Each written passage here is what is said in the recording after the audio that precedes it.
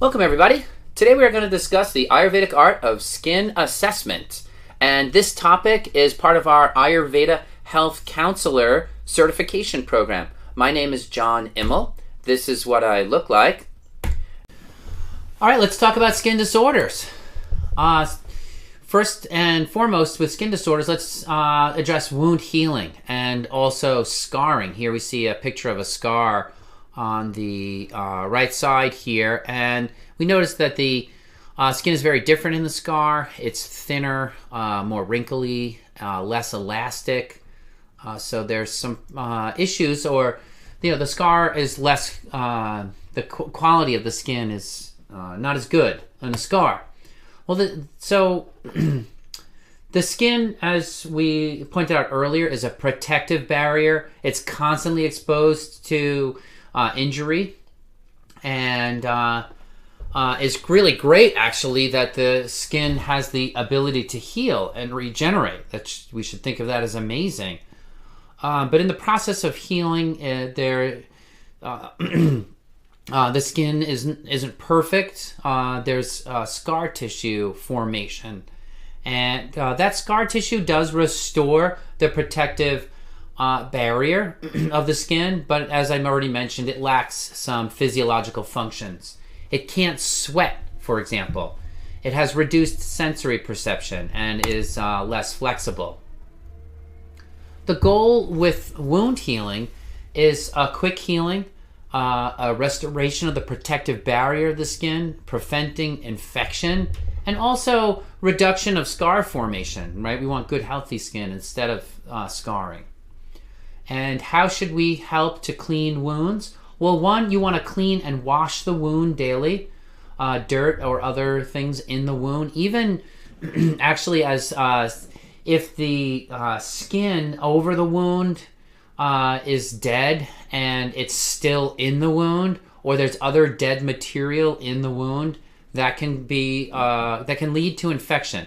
So you want to clean and wash the wound daily, and apply an antimicrobial to minimize infection. You can use vulnerary herbs to speed the healing process that reduces scarring, and some of those herbs include Arjuna, aloe vera, turmeric, and mangista.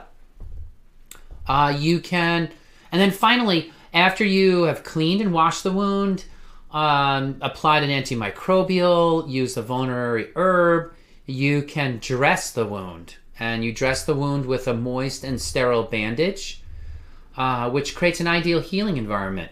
What you don't want to do is dry out the wound. I remember it was really popular idea in the 90s, or maybe it was just that's when I heard of it, to dry out the wound. Like a wet wound would get more infected and a dry wound won't get infected, right? That's what I was thinking. But medical analysis reveals the opposite is true, that drying out the wound delays the healing process. So one of the things that you really want to watch out for in wounds is infection, because it can be fatal. If a wound gets infected, you'll start to notice that the wound becomes really red and warm, or there may be drainage from the wound, and that redness will start to spread out, sometimes even in a pretty well-defined circle from the wound. And if you start to see that, that is a real danger sign that you have cellulitis, that your skin is becoming infected and it's not able to fight off the infection. So you need to seek medical attention when that happens. All right, so actually the most serious kind of there's two kinds of serious wounds, actually: burns and puncture wounds. Puncture wounds are characterized by something like a knife blade or something that punctures through the skin into the layers beneath the skin. And puncture wounds tend to have a high risk of infection, and also burns tend to have a high risk of infection. So you want to be real careful whenever a burn is serious enough that it breaks through the skin. So contact with heat sources and even chemicals can burn the skin. That includes fire, hot water, UV radiation or chemicals.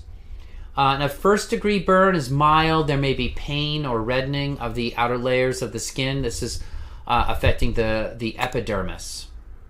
A second-degree burn, you see here, is caused blistering, causing pain, swelling, and blistering.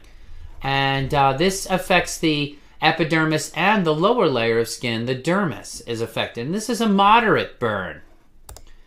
A third-degree burn, it burns through the dermis and actually affects the deeper tissues beneath the dermis. You may even see muscle or bone beneath the skin. And the skin, in this case, the burn won't be painful because the nerves that are responsible for sending the pain signals to the brains are dead. And so a third-degree burn doesn't hurt, but it's very serious. Now, notice if you have a little scrape or if you have a little cut, the skin can pretty much knit across the break. But if you have a burn, it's usually over a whole patch of skin. And so the skin, the skin can't just simply knit across the wound. So burns are very serious. A cut doesn't destroy the skin. It may slice it, but it doesn't actually destroy it. But a burn destroys a whole patch, and it has to regrow completely, which can take months. So the healing cycle for a burn can be months long, and you have to keep a burn moist, and that will really help with the healing process. So burns are very easily infected, which can lead to cellulitis and then sepsis. So to finish that discussion on skin infection, that cellulitis, as it starts to spread, can go into the blood, and that's a condition called sepsis. And that it could kill you within a matter of days. And so, seek emergency medical care if a burn is infected. Now, here's a note. When my wife got a burn from an oven that blistered, about 3 days later, I noticed that it was infected, and she was starting to get that kind of red circle around the burn.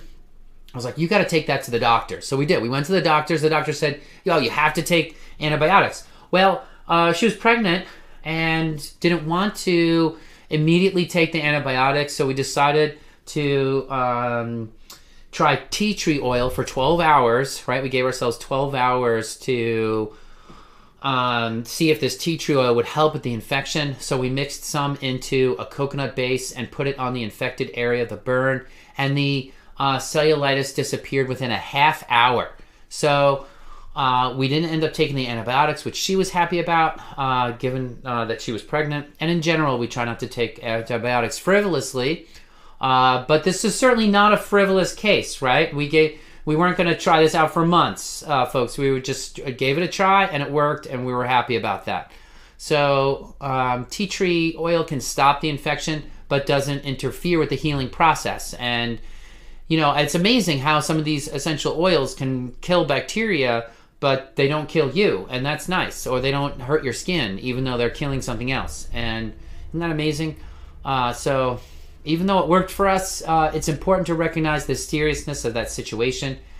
These infections can be fatal. So Rebecca also shares her story.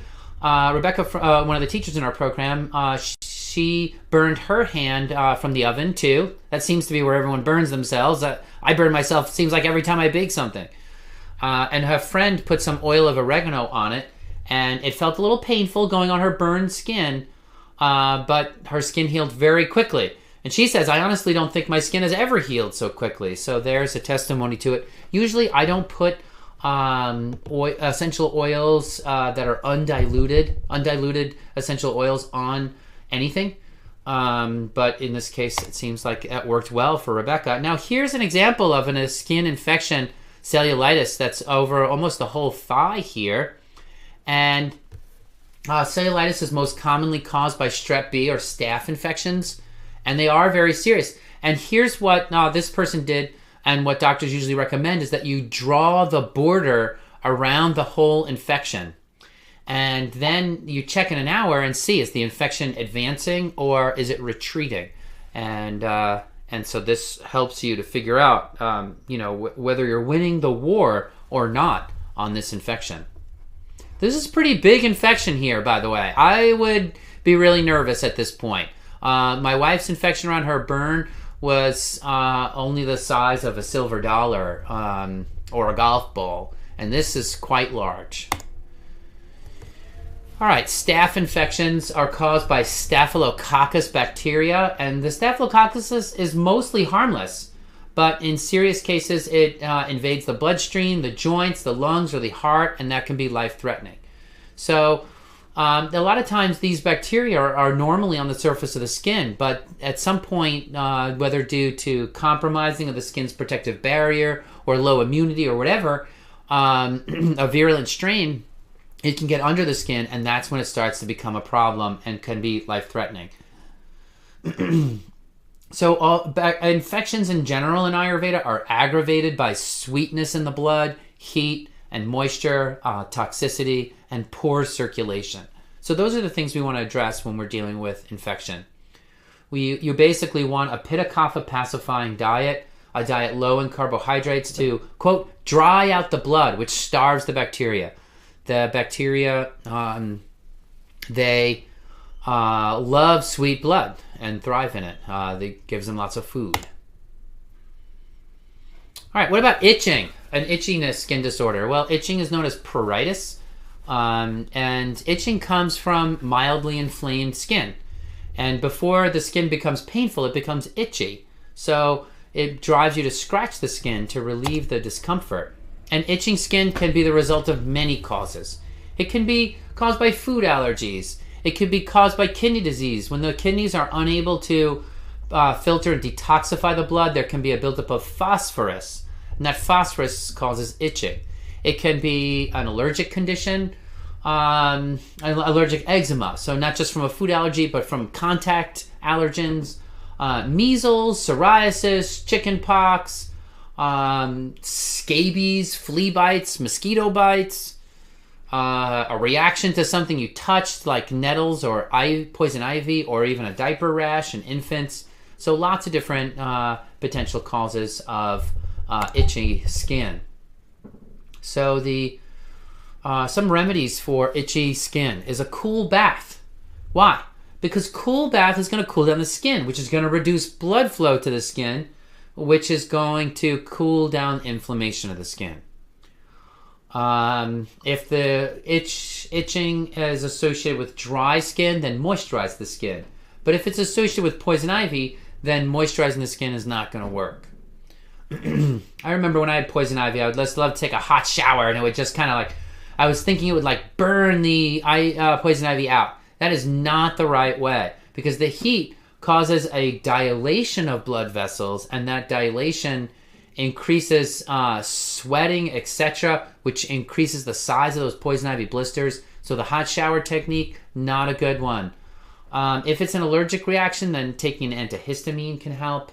Some herbs have an antihistamine quality, like cilantro. Avoid vasodilators and diaphoretics, which increase heat in the skin, right? So the herbal equivalent of taking a hot shower is something like taking cloves or tulsi or a diaphoretic or vasodilator. It increases blood flow to the surface of the skin, which increases inflammation in the skin and can aggravate the cause. Avoid sour taste too, which is a vasodilator when you have poison ivy. All right, what about skin cancers? So skin cancer is an abnormal growth of skin cells, and there are different types. Basal and squamous cell skin cancers are usually in areas that are exposed to the sun. They're less likely to be life-threatening, but always treat every cancer seriously, and it can spread to the other parts of the body if you don't treat it. So don't wait on that. Melanoma is much more likely to spread and more life-threatening. It can spread very quickly, actually, and it develops from the melanocytes, the cells that give skin color. It can develop anywhere on the skin, whether it's exposed to the sun or not. And a benign mole can turn cancerous and become a malignant melanoma. So malignant melanomas usually need surgical removal. One thing about skin cancers is that they tend to have poorly defined borders. A mole will typically be a nice round shape. But look at here. This is not a nice round shape. It's almost got like tendrils around it. And so the rogue cancer cells don't form nice, neat, little, well-defined tumors. They are kind of aggressive and they just go everywhere. So they extend haphazardly. And also note the different colors in this mole, that there's some really dark parts and some lighter parts. Maybe this red part was the original mole, and then this dark part is the cancer spreading out. Anyway, very dangerous. Seek medical attention for that. Sun damage to the skin by UV radiation can cause the skin to burn, causing sunburn and blisters. And these UV rays can cause long-term changes to the structure of the skin. So particularly damaging to the collagen in the skin, causing premature aging and damage to blood vessels beneath the skin. Sun also will dry out your skin, and it will deplete the skin's natural supply of lubricating oils. So also will form wrinkles prematurely. The ways to get around that are avoiding the sun during the hottest part of the day from 11 a.m. to 2 p.m., wearing sun protective clothing, and suntan lotion, at least over SPF 50.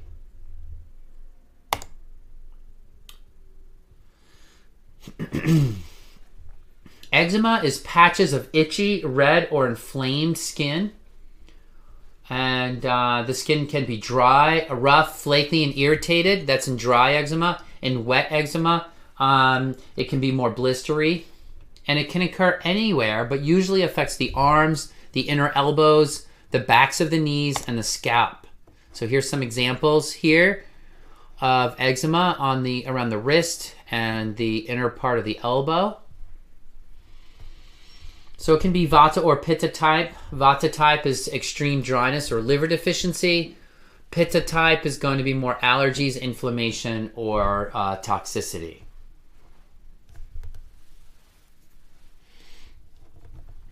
So for Vata type eczema, and really in both types, you want to remove any kind of toxicity. In Vata type, you want to think about nourishing. And in Pitta type, you want to think about finding the source of heat in the body.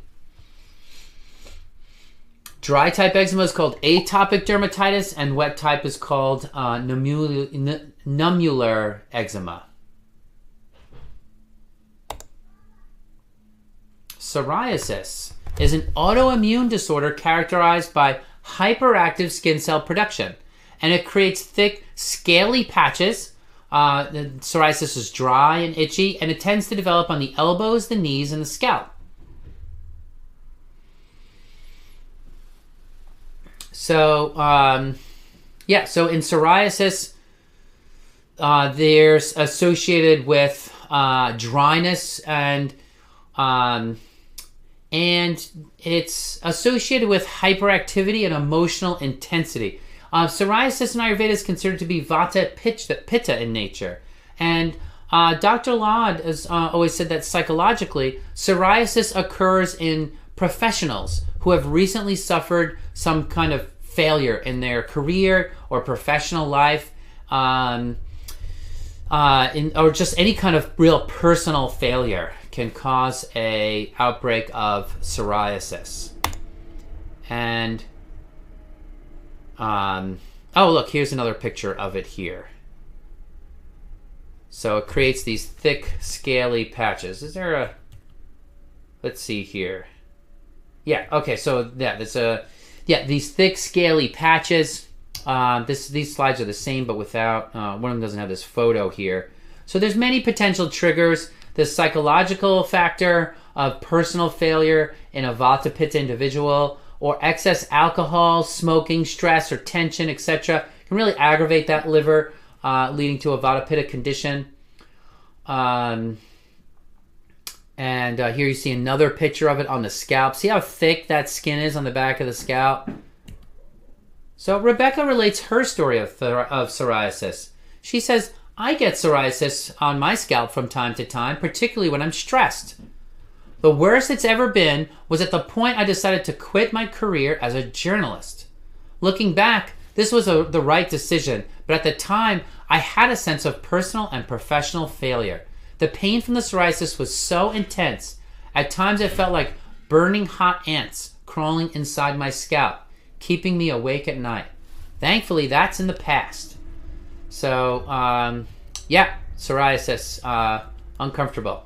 All right, let's talk about Taniya. Taniya is caused by a fungus that's known as a dermatophytes. Dermatophytes. It's contagious, transmitted by skin-to-skin contact. And there's a number of different types. One type is the familiar athlete's foot. That's Taniya pedis. Pedis just means foot. And it affects the skin on the foot. And it's commonly contracted from showers, changing rooms, and swimming pools. Then there's Taniya corporis. Corporis just means body. So Taniya of the body. You see why Taniya is called ringworm in this photo, right? It doesn't have anything to do with worms, but after the ring-shaped rash. And I got this type.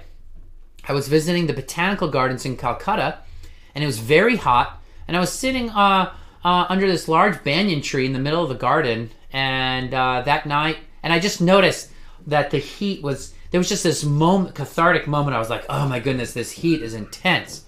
And that night, I was putting on my pajamas, and I noticed my entire body was covered with Taniya. So then there's Jock itch, and this is Taniya cruris, which is Taniya in the inner thighs, typically of a man. Fungus infections thrive in warm, moist areas. So just like the groin area, and especially common in men because the testicles are hanging down and rubbing against the thigh, and there may be sweating between the testicle and the thigh. And here you see almost like a photo negative of the testicle on the person's thigh. You can, where the Taniya is thriving, and then beyond that, it's not thriving. You can get Taniya capitis, Taniya, which is Taniya infection on the scalp. So the remedy for all these is apply antifungals like neem, garlic, apple cider vinegar, castor oil, and a stubborn fungal infection may require medication. In my case, I took diflucan and it got rid of it. Scabies, another common infection, is an infestation of tiny mites, and they burrow into the outer layer of the skin and then lay eggs. And the infestation causes an intense rash. It's highly contagious, caused by sharing bedding or towels with someone who has scabies. It typically appears in areas where tissue is folded, such as between fingers or under the breasts. And antimicrobials can help. Neem, tea tree oil, clove oil, etc. But you'll also need to sterilize your sheets and the towels and vacuum the whole house. So here's some examples of scabies. This one on the shoulder, one between the fingers, and there is the scary looking, scabies mite that really looks like it comes from, another world there with all those legs and spikes on its back, etc. Pretty heinous looking. Well, it burrows through the skin, and you'll see sometimes like a little line underneath the skin where it's burrowed and laid its eggs. Ew, right? Hard to think about animals laying eggs in your skin. Hives. Hives are known as urticaria, and they're swollen, pale, red bumps on the skin that appear suddenly, usually as a reaction to an allergen. And they cause itching, but they can also burn or sting. And they can really occur anywhere in the body and vary in size. So hives are, some people have a tendency to break out into hives. And again, we're going to be really looking at the doshas that are aggravated here and why is all this heat suddenly getting released. Is it a kidney issue where the stress hormones are getting released and the body's getting fired up? Is it a liver issue? Is it an allergen issue? It's going to depend on the person, and we've got to look at the underlying factors. Vitiligo. The vitiligo is when or vitiligo is when the skin loses its color in certain areas, causing white patches. And the cause of it is unknown. In Ayurveda, the cause of it is due to parasites or krumi, but Western medicine says it's unknown. So we have to really think about, where could this be coming from, right? Several factors may be involved. Autoimmune. Could be autoimmune issue. It could be excess heat sign, or a problem in Brajakapita, basically. It could be hereditary. And the remedy is going to depend on the cause. If you can isolate the cause, if it's ama or microbial pathogens, whether then you're going to try a cleanse, clear the bowels, antimicrobials. If it's one of the things is Bringaraj is an herb used topically as an oil, can be used to recolor the skin after depigmentation. So think about that as an herb. Vidunga is also known for helping with vitiligo and other disorders of skin pigmentation. It colors the skin. Bakuchi is another herb that stimulates melanoblastic cells to create normal pigmentation. What about rosacea? Rosacea is characterized by a butterfly rash and redness of the cheeks, chin, nose, and forehead. Usually it's visibly broken blood vessels. You can see them. The skin may feel hot, burning, and swollen and sensitive.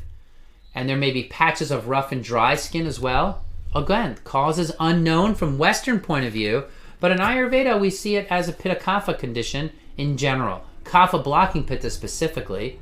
So we think of this as being aggravated by high Pitta, excess spicy foods, excess alcohol, an H. pylori infection, a skin mite called Demodex could also be the cause.